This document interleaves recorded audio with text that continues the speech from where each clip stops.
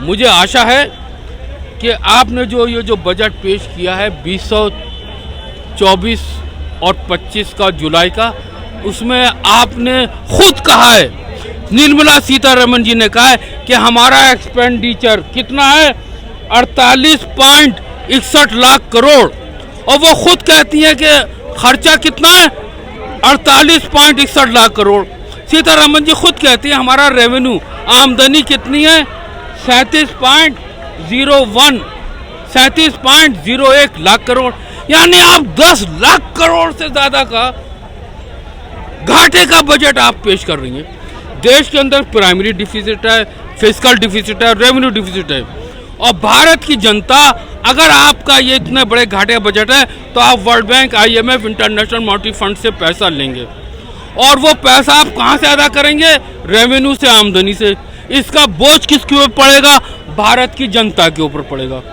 ये भारत की जनता इतना बड़ा टैक्स देने की अब स्थिति में नहीं है। अब प्रधानमंत्री को चाहिए कि एक वन नेशनल एग्रीकल्चर पॉलिसी, एक राष्ट्रीय कृषि नीति लेके आए, एक वन नेशनल इंडस्ट्रियल पॉलिसी लेके आए, एक राष्ट्रीय उद्योग नीति, और हमारा उत्पादकता के साथ साथ जो लागत मूल्य है वो कम किए जाए। और प्रधानमंत्री ने नेशनल लॉजिस्टिक पॉलिसी विज्ञान भवन में लेक्चर दिया। उस नेशनल लॉजिस्टिक पॉलिसी यूट्यूब पर भी है। मैं चाहूँगा कि इस बजट में आप अपनी नेशनल लॉजिस्टिक पॉलिसी को लागू कर दीजिए, ताकि इस देश का हर क्षेत्र और हर वर्ग का विकास हो सके भारत में। और मैं एक बात कहना चाहता हूँ कि निर्मला सीतारमण जी अपने जो नीचे के जो छोटे जो जूनियर मंत्री हैं उनको बदल देती हैं, और बजट का जो हलवा चलता है वो कहीं तो बहुत ज़्यादा मीठा होता है, कहीं कम मीठा, और कहीं तो वो बिल्कुल फीका रखते हैं। कहाँ फीका रह गया?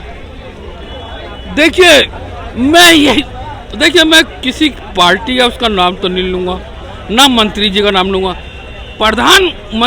सीतारमण जी के साथ जो मंत्री थे दोनों जो चमचा चलाया, वो आड़ा तिरछा चलाया, सीधा करके यूं करके पूरा नहीं घुमाया,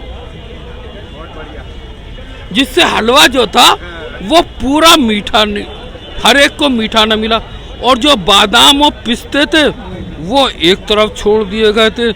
तो देश का विकास जो है इस तरह का नहीं होना चाहिए। मैं चाहता हूँ पुंछ जम्मू कश्मीर से लेकर कन्याकुमारी तक, पुंछ जम्मू कश्मीर जहाँ पाकिस्तान का बॉर्डर लगता है वो भारत का इंटीग्रल पार्ट है। 53,950 स्क्वायर किलोमीटर का एरिया धारा 370 हटने के बाद भी आज भी पाकिस्तान के पास है। 36,000 किलोमीटर का एरिया धारा 370 हटने के बाद आज भी चाइना के पास है। सन 48 से पाकिस्तान ने कश्मीर की जमीन ले रखी है, 1962 से चाइना ने। अमित शाह जी ने कहा कि मैं 6 महीने के अंदर पूरा का पूरा कश्मीर भारत में मिला दूंगा। अब उन्होंने 2019 में विधेयक पास हुआ, अब 2024 है, कितने साल हो गए।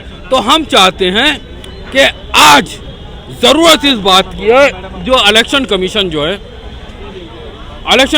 जो है जब चुनाव कराता है तो जो पाकिस्तान, जो कश्मीर का एरिया जो पाकिस्तान के पास है और जो चीन के पास है, कश्मीर के पास जो पाकिस्तान का एरिया है उसमें हमारी 5 लोकसभा की सीटें आती हैं, और जो चीन के पास है 3 आती हैं लोकसभा की सीटें, और असेंबलीज में भी जितनी सीटें होती हैं उस हिसाब से चुनाव होना चाहिए। और इलेक्शन कमीशन को बाकायदा उसका नोटिफिकेशन अब कर देना चाहिए, ताकि अब जो ये देश जो है 2024 में प्रधानमंत्री कह रहे हैं कि भारत नई नई ऊंचाइयों को पार कर रहा है, वो करेगा भी। भारत का विकास अमेरिका, ऑस्ट्रेलिया, यूरोप के देशों से तेज हो रहा है और होगा भी। चाचा एक बात कहूँ, बधाई करता हूँ। 1 मिनट सुनिए, आप प्रधानमंत्री चिल्ला रहे हैं, दिल्ली में जो सरकार है उसकी पूरी पार्टी पे भ्रष्टाचार का आरोप है। पहले अपने प्रधानमंत्री से ये कहो कि वो इलेक्शन कमीशन से रिक्वेस्ट करें और ये जो खोखले वादे लोग करते हैं उन पे पहले एक्शन लेने के लिए बात करें। बाकी जो उनका विजन है वो तो चलता रहेगा, बाकी सब ठीक है, लेकिन पहले अपना जो मूल्य काम है जो उनको करना चाहिए वो तो वो लोग कर नहीं पा रहे। अपने सांसद विधायक तो संभाल नहीं पा रहे। जो यूपी में उनके हारने 15 उनके कैंडिडेट ऐसे हैं जो लोगों से मिलने नहीं जाते, वो नहीं करते और उनको टिकट देती है और उसके बाद हारती है। आज दशा ये हो गई है भैया, हम लोग राष्ट्रवादी लोग हैं, बीजेपी काम करती है बोलते हैं, लेकिन उनके खुद के कैंडिडेट ऐसे हैं जो काम नहीं करते। अब ये बताओ, वो अपना सुधार कर ले पहले, देश तो सुधर ही रहा है, सुधार होगा ही, दिक्कत नहीं है। देखिए हम बीजेपी का विरोध नहीं कर रहे हैं, लेकिन जो उनमें गलतियां उसको बता रहे हैं हम।